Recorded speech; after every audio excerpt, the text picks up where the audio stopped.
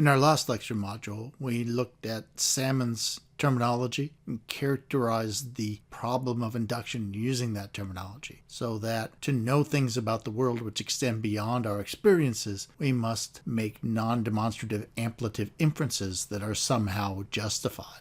The first proposed solution that Salmon considers comes from Dr. Max Black. Dr. Black moved to England in 1912 at the age of 3 to escape the anti-Semitic atmosphere of Azerbaijan. He graduated with a BA from Queen's College, Cambridge in 1930, where he studied under Russell, Wittgenstein, G.E. Moore, and J.L. Ramsey. He received his PhD from London University in 1939. He eventually came to teach at Cornell University.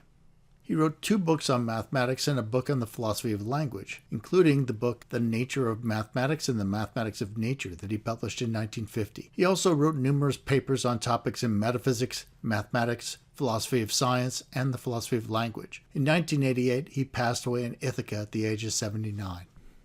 Before we look at Salmon's reconstruction of Black's position, let's just take a passage from Black's 1958 Journal of Philosophy article. Properly constructed and interpreted, such self-supporting inferences, as I shall continue to call them, can satisfy all the conditions for legitimate inductive inference. When an inductive rule has been reliable in the past, has generated true conclusions from true premises more often than not, a second-order inductive inference governed by the same rule can show the rule deserves to be trusted in its next application.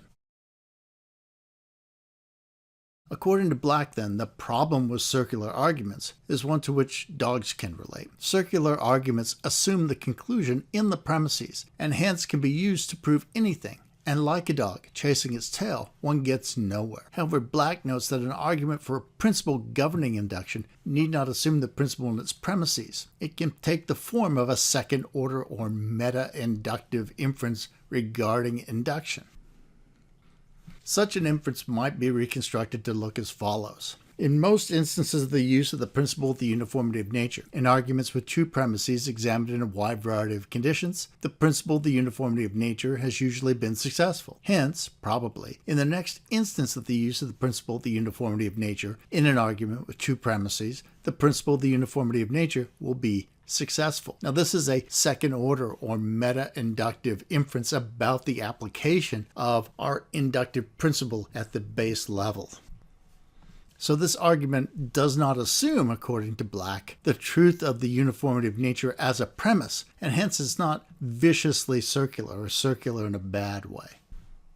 Salmon's response to this, however, is that the argument operates with the principle of the uniformity of nature as an inference rule, whether it's in the first instance or in the meta-instance or second-order instance. An argument, he says, is only as good as its premises and its inference rules, and hence the argument is no better off than a first-order argument that assumes induction or uses induction as an inference rule. To illustrate the difficulties with a self-prescribing inference rule, Salmon gives us an example of a self-prescribing inference rule that definitely looks suspect. The gambler's fallacy is the fallacy of supposing that if you lose over and over and over again, then the next time you're more likely to win, and the next time you're even more likely, and the next time you're even more likely. So the gambler's fallacy is just that, a fallacy. So Salmon says, look, you would not reason as follows. In most instances of the use of the gambler's fallacy, in arguments with true premises examined in a wide variety of conditions, the gambler's fallacy has usually been unsuccessful. Hence, probably, in the next instance to be encountered of the use of the gambler's fallacy in an argument with true premises, the gambler's fallacy will be successful. Salmon says, clearly, if I can use this general format to justify the principle of the uniformity of nature and the gambler's fallacy, then there's something deeply wrong with this idea about how to go about justifying our inductive inferences.